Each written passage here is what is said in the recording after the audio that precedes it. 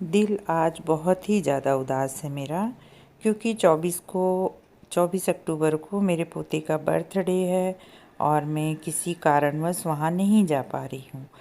तो जैसे ही 23 तारीख की रात को 12 बजा और मैंने अपने पोते को विश करने के लिए फ़ोन किया, तो मैं फ़ोन करती हूँ तो उधर से पोते की आवाज़ आती है, हेलो दादी, आप मेरे बर्थडे में क्यों नहीं आ रही हैं, कब आओगी? तो मैंने कहा तुम्हारा बर्थडे कहाँ मना रहे हैं?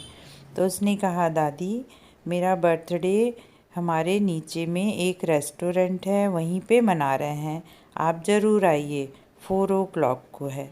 और मैं बेचैन हो गई। तो कहते हैं ना कि यदि आप किसी भी चीज़ को शिद्दत से चाहते हो तो पूरी कायनात भी आपको मिलाने में मदद करती है।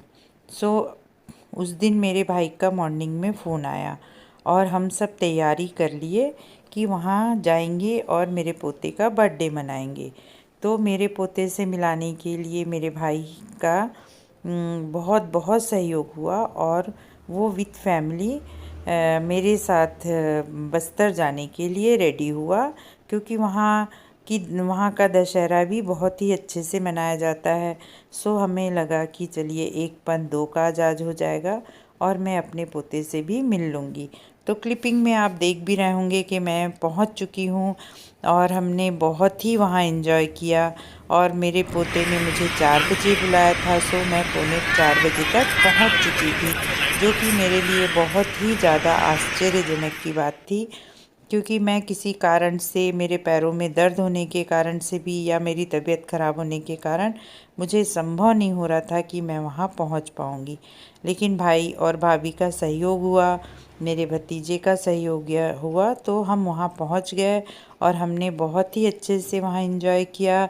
हम वहाँ फिर घूमे और चित्रकूट जलप्रपात भी गए देखने के लिए। तो आप देख ही रहे होंगे कि क्लिपिंग में मैं अपने पोता, अपनी बहू और बेटे के साथ, भाभी, भाई और भतीजे के साथ उस मोमेंट को हमने बहुत ही ज़्यादा एंजॉय किया। तो इस तरह से एक दादी और पोते को मिलाने में कायनात में ने भी मदद किया, मेरे भाई ने भी मदद किया। तो इस कहानी से मुझे एक चीज़ समझ में आती है कि यदि आप किसी भी चीज़ को शिद्दत से चाहते हो और आपके प्यार में बहुत ही मासूमियत हो और आपकी इच्छा शक्ति बहुत ही तेज़ हो, तो आप ज़रूर उस चीज़ को कर लेते हो, उस काम को कर लेते हो, उस व्यक्ति से भी मिल लेते हो। तो आपकी इच्छा शक्ति में ही बहुत ताकत होती है। तो सही बात है कि उस वक्त मेरे पोते की इच्छा शक्ति थी कि दादी से मिले और दादी की बहुत ही इच्छा शक्ति थी कि वो अपने पोते से मिले। और इस तरह से हम एक दूसरे के साथ मिले, उसके बर्थडे को बहुत ही एंजॉय किया।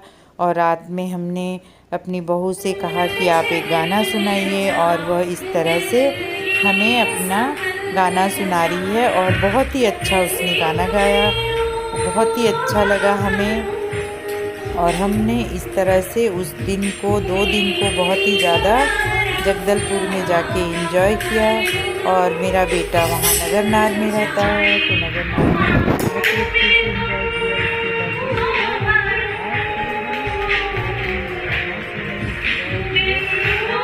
बर्थडे को।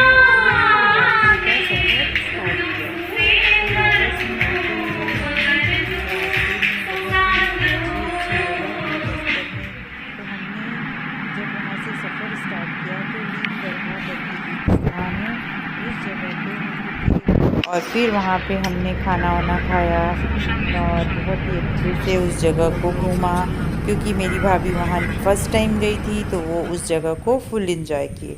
तो ये देखिए, नीम दरगाह के पास में भी एक बहुत ही अच्छा झील है, बहुत अच्छी अच्छी पहाड़ियाँ हैं और बहुत ही सुंदर जगह है।